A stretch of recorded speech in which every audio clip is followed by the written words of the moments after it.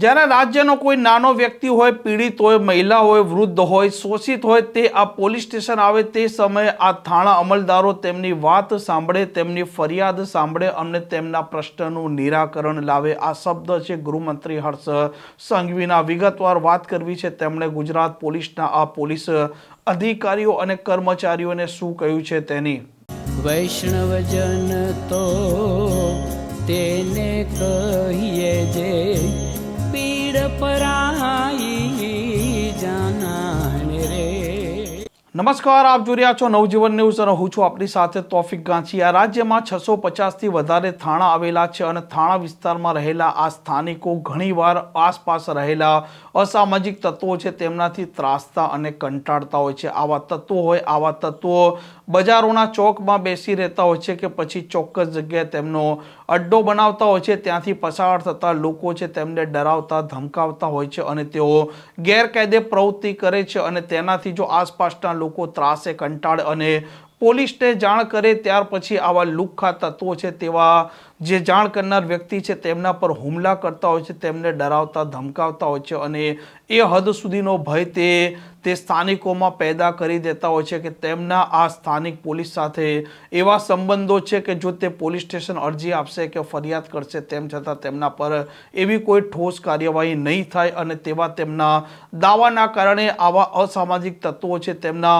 હોંસલા બુલંદ થાય છે. સ્થાનિકો ડરતા અને ભયભીત રહેતા હોય છે. પરંતુ હર્ષ સંઘવીએ ગાંધીનગરની ક્રાઇમ કોન્ફરન્સમાં આ રાજ્યની જે પોલીસ છે તેમને એક મહત્વની વાત કહી છે કે જ્યારે કોઈ નાનો માણસ છે, જે પીડિત છે, જે મહિલા છે, જે વૃદ્ધ છે, તે થાણામાં આવે તે સમયે આ થાણાના અધિકારી છે તે તેમની વાત યોગ્ય રીતે સાંભળે અને તેમના જે પ્રશ્ન છે તેમના પ્રશ્નનું નિરાકરણ પણ લાવે, જેથી કરીને આ પોલીસના પ્રત્યે આ રાજ્યના લોકો છે તેમનો વધારે વિશ્વાસ મજબૂત થશે અને નાનો વ્યક્તિ છે, નાના વ્યક્તિને જે પોલીસ પર ભરોસો રહેતો હોય છે કે આ પોલીસ તેની મદદ કરશે અને કોઈ પણ પ્રકારના અસામાજિક તત્વો હોય કે ગેરકાયદે ધંધા કરનાર વ્યક્તિ હોય તેનાથી તે રાહત અપાવશે.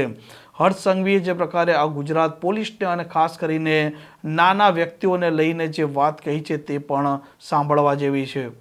આપ સૌને માત્ર ફરી એકવાર મારું એટલું જ સૂચન છે કે નાના, સામાન્ય, ગરીબ, વૃદ્ધ, મહિલા, થાકેલા, અટવાયેલા આવા સૌ નાગરિકોનો કોઈ એકમાત્ર આધાર હોય તો એ પોલીસ છે અને પોલીસ દ્વારા આવા સૌ નાગરિકોને વધુમાં વધુ સરળતાથી આપને મળી શકે.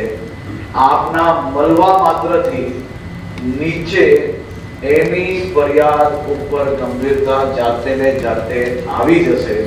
આપ સૌ લોકો જે પ્રયાસ કરો છો તે બદલ અભિનંદન આપું છું અને જે લોકો બીજા કાર્યોમાં વ્યસ્ત હોઈને લોકોને નથી મળી શકતા એ સૌ લોકો પ્રયાસ કરીને પોતાનો શેડ્યુલ થોડો ઘણો આમ તેમ કરીને લોકોને વધુમાં વધુ ટાઈમ આપશો તો નીચેના લેવલ પર પોલીસ સ્ટેશનના માધ્યમોથી જો કોઈ ભૂલ થતી હશે તો એની બી સાચી માહિતી આપને ત્યારે જ મળશે જ્યારે આપ લોકોને ડાયરેક્ટ સંપર્કમાં હશો, લોકોને શાંતિથી સાંભળશો. આપ સૌ લોકો પ્રયાસ કરો જ છો અને વધુમાં વધુ લોકો મળી બી રહ્યા છે અને મને વિશ્વાસ છે કે આવનારા દિવસોમાં આપણે આપણી ફ્રિક્વન્સી લોકોને મળવા માટે, એમની ફરિયાદો સાંભળવા માટે વધારશું.